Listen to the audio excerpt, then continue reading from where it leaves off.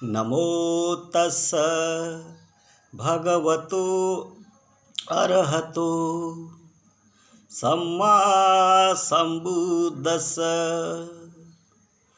नमो तस्स भगवतो अरहतो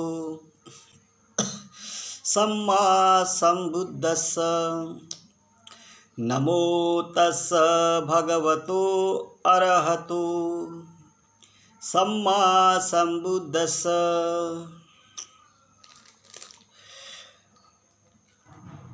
वर्षावास काल के इस पवित्र अवसर पर भिक्खु संघ विशेष धम्म देशना जिस माध्यम से हो सके उस माध्यम से देने का प्रयत्न कर रहे हैं। कोई बुद्ध विहार से तो कोई इलेक्ट्रॉनिक माध्यम से भी धम्म देशना दे के धम्म का ज्ञान सर्वत्र बांटने में लगे हुए हैं। तो आज हम देखेंगे कि वंदना हम जो करते हैं वो वंदना और वो जो हम कहते हैं उसका क्या अर्थ है। वैसे जब हम कोई धम्म वंदना करते हैं, कोई पाली भाषा में उपदेश पढ़ते हैं या कुछ पाली भाषा का भगवान बुद्ध का बताया हुआ परिच्छेद पढ़ते हैं, तो हमें ये भी समझना चाहिए कि हम जो पाली भाषा में पढ़ रहे हैं वो पाली भाषा में पढ़ने तो ठीक है, पर उसका अर्थ भी हमको मालूम होना चाहिए। अच्छा, उसका अर्थ भी हमको पढ़ना चाहिए। जैसे हमें त्रिशरम पंचशील का अर्थ मालूम है तो हमें त्रिरत्न का भी अर्थ मालूम होना चाहिए। हमें परित्राण पाठ का भी अर्थ मालूम होना चाहिए। तो जो गाथाएं होती है उन गाथाओं का अगर अर्थ हमें मालूम हो तो उन गाथाओं का बहुत ज़्यादा फ़ायदा, बहुत ज़्यादा समझदारी, अंडरस्टैंडिंग हमें होती है। तो ये बहुत आवश्यक है कि जब भी हम लोग किसी पाली के वाक्य को पढ़े या पाली के सूत्र को पढ़े तो इस बात को हमें जानना चाहिए कि मैं जो सूत्र पढ़ रहा हूँ उसका अर्थ क्या है। अभी हम लोग जो देखेंगे कि आम जो लोग वंदना करते हैं त्रिरत्न वंदना, उसमें त्रिरत्न वंदना में एक वाक्य आता है। तो वो ऐसा है, ये च बुद्धा अतीता च, ये च बुद्धा अनागता, पच्चुपन्ना च ये बुद्धा अहं वन्दामि सर्वदा। एच बुद्धा अतीता च एच बुद्धा अनागता, पच्चुपन्ना च ये बुद्धा अहं वन्दामि सर्वदा। तो इसका अर्थ ऐसा है कि भूतकाल में जितने बुद्ध हो चुके हैं,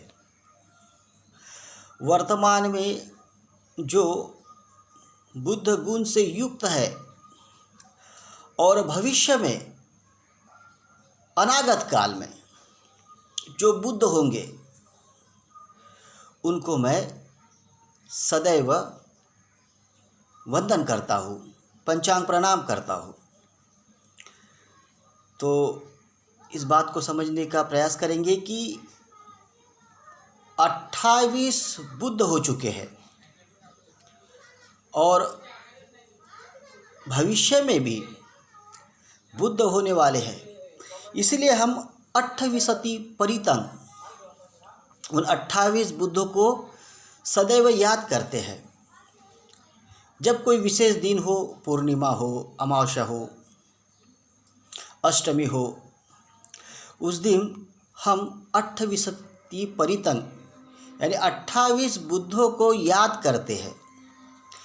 28 बुद्धों को याद करना बड़ा शुभ है, बड़ा मंगल है, क्योंकि हमें जब 28 बुद्धों को याद करते हैं तो उनकी मंगल मैत्री हमें प्राप्त होती है, उनकी मंगल मैत्री हमें मिलती है। और हमारा जो बौद्धों का जो ज्ञान है, जो यहाँ इस चक्रवाड़ में 28 बुद्ध हो चुके हैं, उन बौद्धों के बारे में हमें पता चलता है कि हमारी परंपरा, बौद्धों की परंपरा ये अतीत काल से है, अतीत काल से बौद्धों की परंपरा है। तो ये हमें तब पता चलता है जब हम 28 बुद्धों को याद करते हैं, तब हमें ये बात पता चलती है। तो सिद्धार्थ गौतम अकेले बुद्ध नहीं थे, उनके पहले भी 27 बुद्ध हो गए थे। वो जो कहते हैं कि 27 बुद्ध मेरे पहले हो गए थे, वो कब कहते हैं? वो सिद्धार्थ गौतम है, राजकुमार है, तब वो नहीं कहते। जब वो सम्यक संबुद्ध हो गए, उनको सारा ज्ञान प्राप्त हो गया, वो पूरी तरह से ज्ञानी हो गए, तब वो बताते हैं आनंद को कि आनंद, मैं अकेला बुद्ध नहीं हुआ, इसके पहले भी 27 बुद्ध हो चुके थे और मेरे बाद भी बुद्ध होने वाले हैं। तो हम ये बात को समझे कि 28 बुद्ध हो चुके हैं और वर्तमान में जो बुद्ध गुण से युक्त है और भविष्य में जो बुद्ध होने वाले हैं, उन सबको हम वंदना करते हैं, पंचांग प्रणाम करते हैं, उन्हें याद करते हैं। तो 28 बुद्धों को हम लोग सदैव याद करें और उन सब बुद्धों को हम पंचांग प्रणाम करते हैं। इस तरह से है, एच धम्मा अतीताच एच धम्मा अनागता पच्चुपन्नाच ये धम्मा अहं वंदामि सर्वदा। जो सद्धम्म भूतकाल में प्रचलित था, जो सद्धम्म वर्तमान काल में ज्ञानी लोगों के द्वारा प्रचलित है और जो सद्धम्म भविष्य में भी प्रचलित रहेगा, ऐसे सद्धम्म को मैं पंचांग प्रणाम करता हूँ, ऐसे सद्धम्म को मैं सदैव वंदन करता हूँ। तो धम्म क्या है? तो ये निसर्ग के नीति नियम ही धम्म है। ये जो शरीर का जो नियम है उसे ही धम्म कहते हैं। इस विश्व मंडल का सत्य, यूनिवर्सल ऑफ लॉ, इसे धम्म कहते हैं। हमारे मन के, हमारे शरीर के वास्तविकता को हम जब जानते हैं तो वो हमारा धम्म है। जो हमें दुख से बाहर निकालता है, वो ये धम्म हमको दुख से बाहर निकालता है। वर्तमान में भी जितना हम धम्म को पालन करते हैं, जितना हम अपने जीवन में धम्म उतारते हैं, उसका आचरण करते हैं, उतना ये धम्म हमको सुख देता है। तो धम्म यानी निसर्ग के नीति नियम, मन के वास्तविकता यानी धम्म। तो इस तरह से चित्त का नियमों का जैसा साक्षात्कार कर देना, उसको भी हम धम्म कहते हैं। और ये धम्म कि जो हजारों वर्षों से पहले यहाँ पर स्थापित है, वर्तमान में भी वही सद्धम्म स्थापित है, और भूतकाल में भी जब तक इस पृथ्वी पे एक व्यक्ति भी जीवित है तब तक धम्म यहाँ पे है, धम्म यहीं पे है। लेकिन जो इसके सच्चाई को जानता है, जो इस निसर्ग के नीति नियम को जानता है, वो धम्म को जानता है। तो धम्म यानी यूनिवर्सल ऑफ लॉ। तो इस तरह से धम्म होता है। ऐसे धम्म को मैं सदैव पंचांग प्रणाम करता हूँ, मैं उनका वंदन करता हूँ, ऐसी हम कहते हैं। फिर ये च संघा अतीता च, ये च संघा अनागता, पच्युपन्ना च ये संघा, अहं वन्दामि सर्वदा। भगवान बुद्ध का श्रावक संघ जो भूतकाल में हो गया, जो बड़ा ज्ञानी सदाचारी, ऐसा श्रावक संघ, जो अनेक गुणों से संपन्न श्रावक संघ भूतकाल में हो गया, और वर्तमान काल में जो ज्ञानी प्रज्ञावंत गुण संपन्न श्रावक संघ है, और जो भविष्य में वैसा ही गुण संपन्न ज्ञानी प्रज्ञावंत श्रावक संघ होगा, ऐसे श्रावक संघ को मैं सदैव वंदन करता हूँ, मैं सदैव उनको पंचांग प्रणाम करता हूँ। भगवान बुद्ध का श्रावक संघ कितने साल, 2500 साल गुजर गए उस बात के लिए। भगवान के वक्त भी लाखों भिक्खु संघ था, वरिष्ठ भिक्खु संघ था। भगवान के महापरिनिर्वाण के बाद भी भिक्खु संघ हुआ। उन भिक्खु ने सारे दुनिया में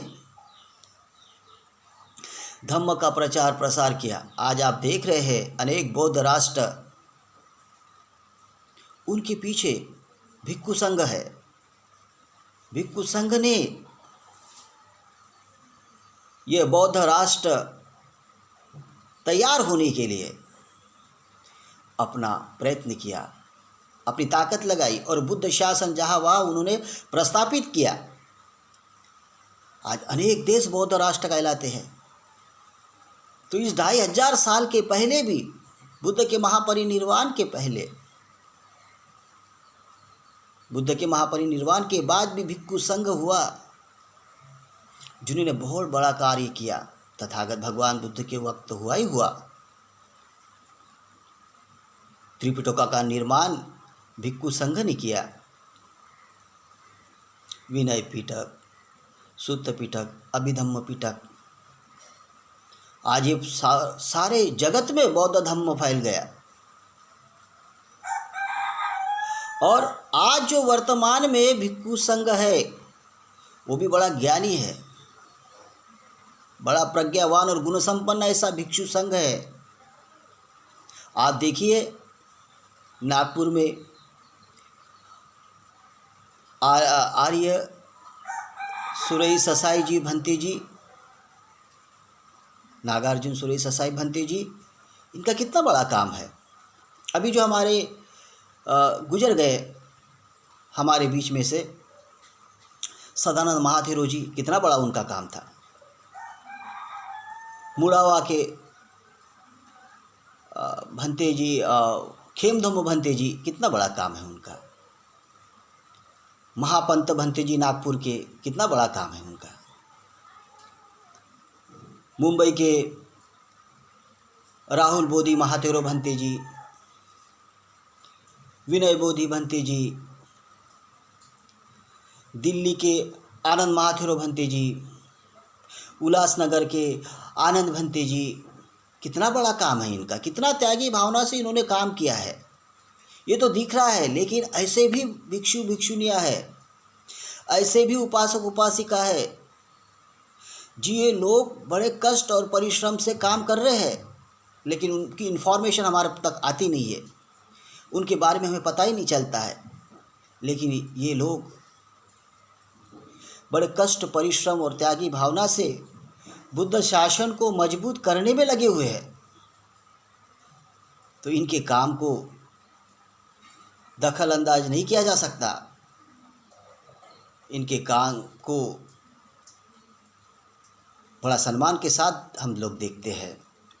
इनके सारे काम के प्रति धम्म बुद्ध शासन को मजबूत कर रहे हैं ये लोग बड़े परिश्रम पूर्वक।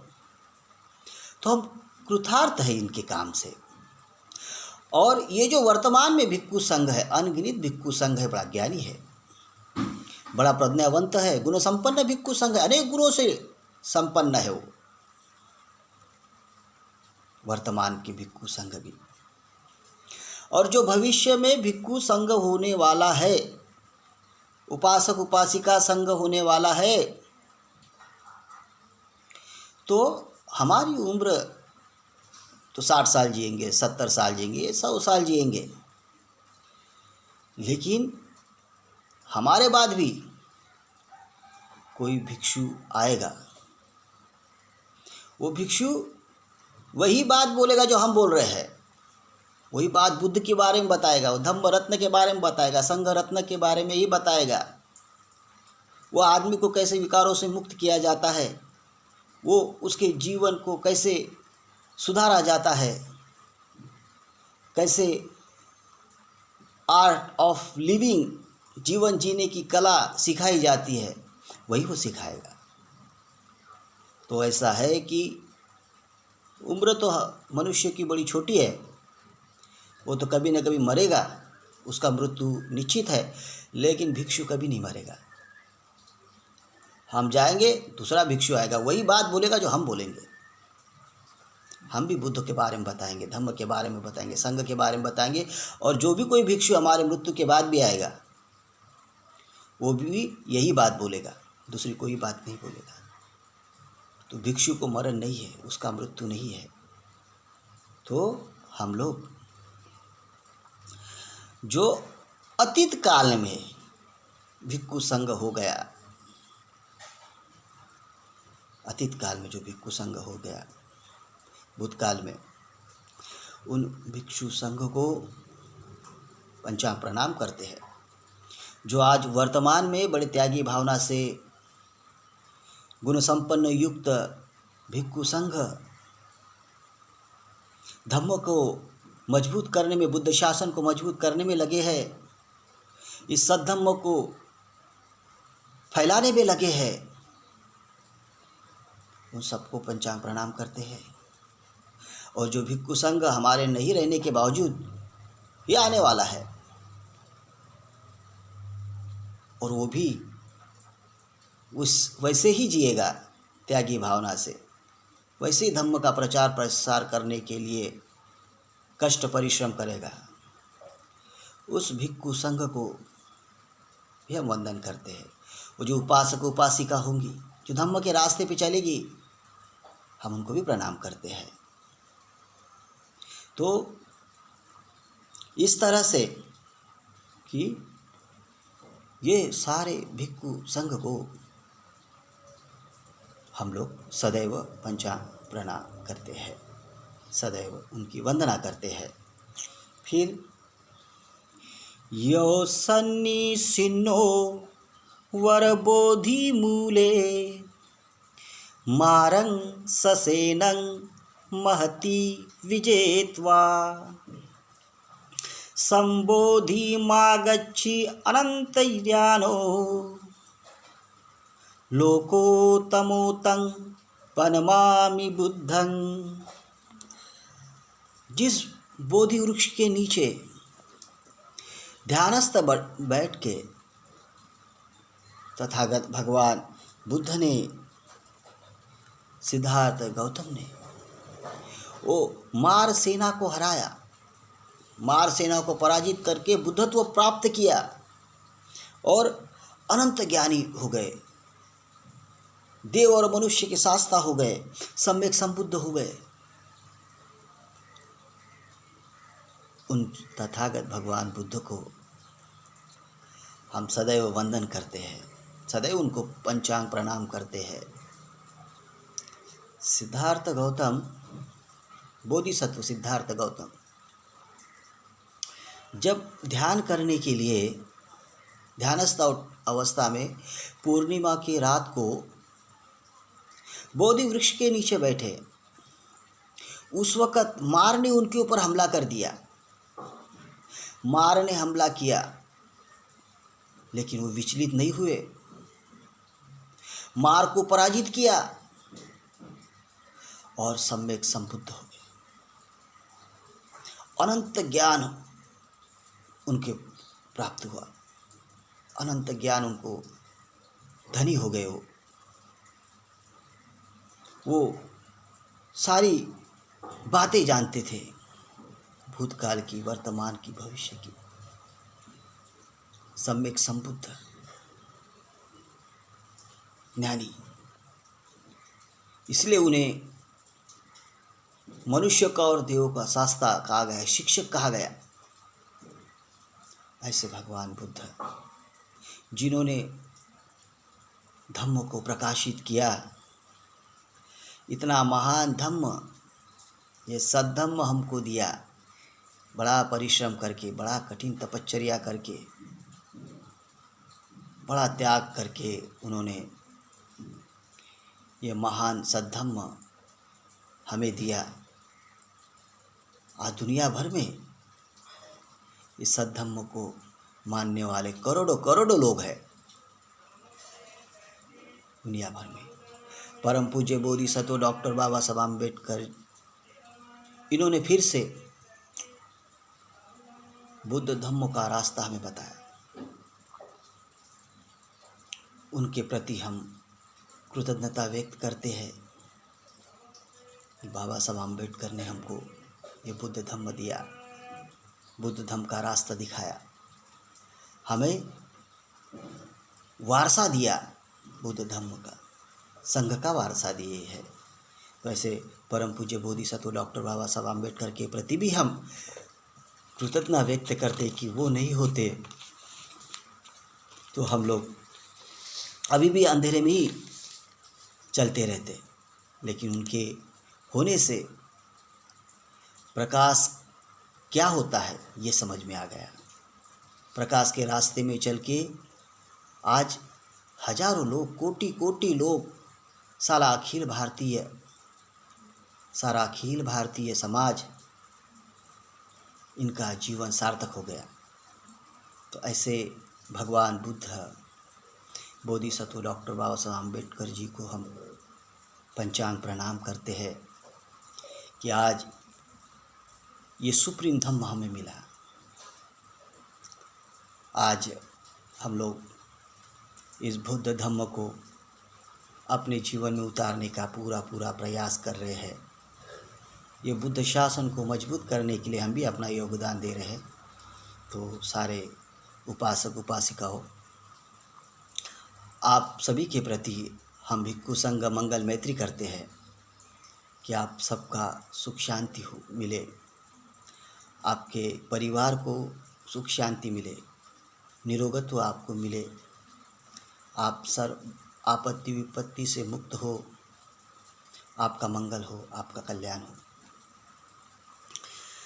सब्बे सत्ता सुखी होन्तु, सब्बे होन्तु च खेमिनो सब्बे भद्राणि पश्यन्तु मा कञ्चित् दुःखमागमा यानि भूतानि समागतानि भूमानि वा यानि व अन्तरिक्षे सब्बेव भूता सुमना भवन्तु अतोऽपि च शृण्वन्तु भाषितं तस्मै भूतानि सामेत सब्बे मेतं करोतु मानुषीयापजाय दिव्वाचरतो झरन्ति यबली तस्मै ने रक्षत अपमत्ता। साधु साधु साधु। नमो बुद्धाय। जय भीम।